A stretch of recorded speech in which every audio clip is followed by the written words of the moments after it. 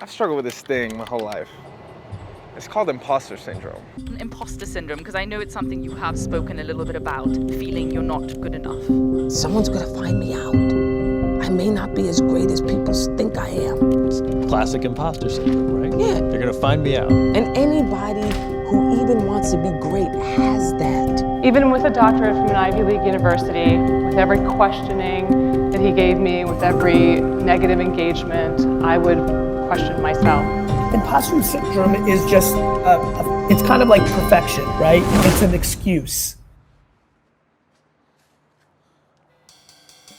And the thing about this issue, imposter syndrome, that I struggle with the most is like I never really understand if I am fully living up to my potential. What happens is I tend to over-dramatize things I do well, things I don't do so well. So for example, I pitched a really big client recently and they said no.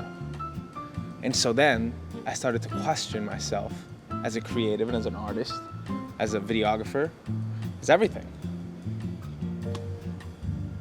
Thinking, am I really the dude who I present myself to be? And this happens so much, like way more than you would think it does. I always find myself asking this question, which is like, what validates us in our pursuit and the thing that we are good at? Is it the successes that we see outwardly? Is it the growth we see internally? Is it a culmination of both? Am I just overthinking everything? And if I am overthinking everything, then what's the point of having a passion and having something to grow in and having something to get better at? Like, how do you track the success? I mean, that's something we hear on social media all the time. Like, what is your measure of success? Is it money? Is it fame, AKA a following on YouTube or Instagram or whatever? Is it your happiness? Is it, what is it, right? And so, it's like the question in and of itself is something scary to think about, because you can always come into the possibility that there's no point in asking the question and you should just live and do what you enjoy and what brings you joy. And this is where I've landed with all of it, with this question, with this idea of, am I who I'm supposed to be? This battle with myself, which is imposter syndrome. It's that I don't know. And that's all right. I think that the point of us having these talents and gifts are simply to follow them to the very extent that we can. I think the whole point of this question and of self-discovery and belief and trying to fulfill the potential we believe we have is about questioning it. AKA, it's about the journey. It's about getting to the place we believe we should be, not about being there. And hang with me, because I'm kind of thinking this out as I record this video. There's no script, but I'm getting somewhere. Every single one of us has a goal, a thing we want to achieve in life, an ambition of some sort, whether it's simply to be a good father and build a family, or to find success in social media like myself, whatever content creator you are. I think that the key with this lies within understanding that all that matters is the present and being joyful and liking and enjoying what you do on your day-to-day. Not about where you're gonna be tomorrow or if you're gonna meet this goal by this time. Because I mean, if that's the case, we're never gonna be happy, we're never gonna be fulfilled, because we're constantly trying to reach this goal. Because goals don't just end, right? You set a new one every time. Another very real possibility is that happiness is overrated. And maybe we're not supposed to feel happy to fulfill our purpose. Maybe happiness isn't the metric, because happiness is technically unattainable and you're constantly fighting for that. Maybe we should just blindly do what we're meant to do without consideration of emotions. Maybe I'm romanticizing something that shouldn't be romanticized. Maybe my role is simply to create stuff and to make money, and I'm a robot in a society. That's another thing that could happen too, but I read this book recently. I've been reading this book, and there's this passage that really interested me. This is like one of my favorite spots here in Dallas, Texas. And the train is actually coming. I think it's gonna wanna pick me up. So check this out. I'm gonna have to signal it to go away. Hold on, see, here it comes. What's up? I'm actually just filming something.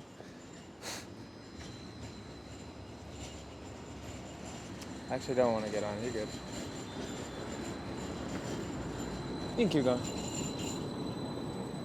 See, look, it thinks I want to get on, but I don't. I'm chilling.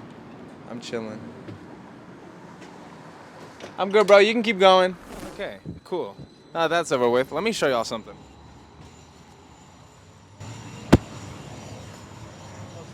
Oh, what are y'all to that happening, huh? That was crazy. So I've been reading this book. Okay, it's a New York Times bestseller. It's called A Gentleman in Moscow. I've actually recommended it to a few of my friends when I started reading it about a year ago. I just stopped reading it. I just picked up other books. In this story, you see this man's interactions with different people, and it's kind of a really cool fiction novel based on historical truths about how to be a gentleman, okay? And the traits that come with being a man, blah, blah, blah. And so basically he's having dinner with this girl, okay? He's like an older man, and he's kind of taking the role of mentoring her. The context of this passage is that the girl's about to go away for school, and she's not looking forward to it. So he says, while there are certainly some irksome aspects to school, he conceded after a moment, I think you'll find to your eventual delight that the experience has broadened your horizons. Nina looked up. What do you mean by that?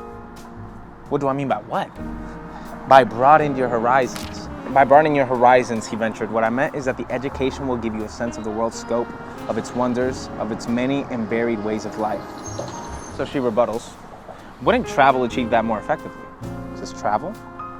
He says, we're talking about horizons, aren't we? The horizontal line at the limit of sight.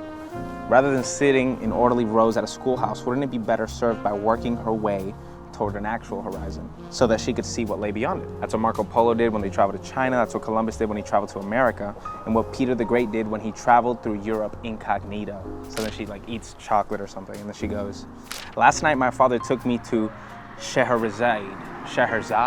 I don't know how the hell you say that. But the point is, according to the program, the composition was intended to enchant the listeners with the world of Arabian Nights, the realm of Aladdin and the lamp, said the Count with a smile. Exactly. And in fact, everyone in the theater seemed utterly enchanted. Well, there you are. And yet none of them have any intention of going to Arabia, even though that's where the lamp is. And so I reflected on this. I thought of this and I completely related to it.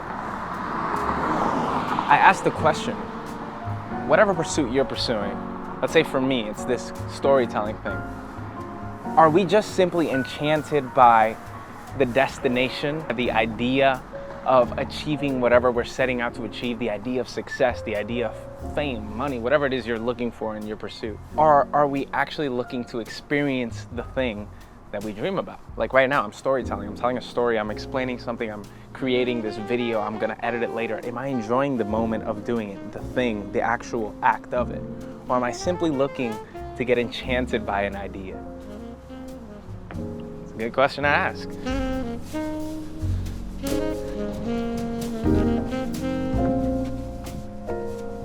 Fuck, almost fell. Jesus Christ, that's a lot of stairs. But I brought you guys to my favorite place here in Dallas that I like to just hang out at to show you something important, okay? You see that? That's the horizon over there, yonder, okay? Now, if you were simply focused on that, in that horizon, and in that idea of what it might be like in that city, you would deprive yourself of the journey to get there. You see the beauty, the flowers over there? Check that out. The flowers, the trail. So like I originally was just like fucking around. I wasn't gonna put that in the video because I think it's kind of corny and I don't really mean it. I don't know if you could hear my tone, but I do think that the idea is important. And if you're a content creator like me, if you are as ambitious as me, you've thought about the idea of succeeding and what that is like a lot of times in your come up, just as I have, and I have done all day today. And the problem with that is really simple. You tend to dwell on the little moments a little too much. Like I said, I had a really bad outcome happen when I pitched to a client to create content, and I was really excited for it because it was gonna be a really big shift and change in my life, and it kind of really ruined my day for the most part this morning. Not only did it ruin my day, it made me question my worth. It made me question my purpose in this content creation space, like why am I doing it? What's the final goal? And I almost didn't film this video. I almost didn't film a video today. I almost just sat in my sorrow and was like reflecting on the idea of success and what it's like. And I think that the people who truly find success, the people who lay in their deathbed happy to pass away and fulfilled, realize at some point that success isn't in the final outcome, it's in the moment and in the everyday, and choosing to actually go to Arabia and experience it yourself, as opposed to simply being enchanted by the idea of it. So I encourage you today, whatever you're doing, to take a moment, take a deep breath, sit together,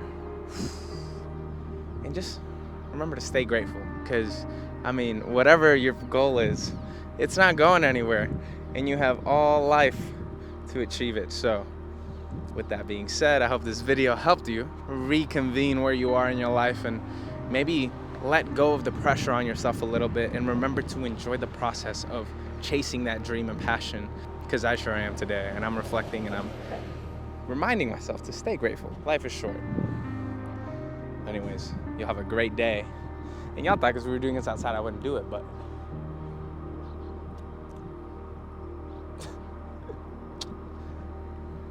stay grateful. Peace. To walk all down these stairs again. That's gonna fucking suck. Like, nah, like, you know what? Screw this. Look at this. Look at what I did for y'all. I know I had a shot of it, but it didn't do it justice. All right, look at this. Look at this. Look at this. Look at this. You see that? That's a lot of stairs, my guy. That's a lot of stairs. I already worked out today. I didn't need to do this, but I did it for y'all. Now I'm trying this out my mind. That is the enemy. I don't want to believe what it's telling me. You will fail it, you're weak, and you won't succeed. All the voices of praise be offending me. It's more pressure that's building on top of me. Everyone that's around me believe in me. You're the best, so much talent, but they don't see that I'm falling apart and it's hard to breathe. Imposter syndrome, I feel it. I down a drink to get spirit. That liquid courage appearing. The whole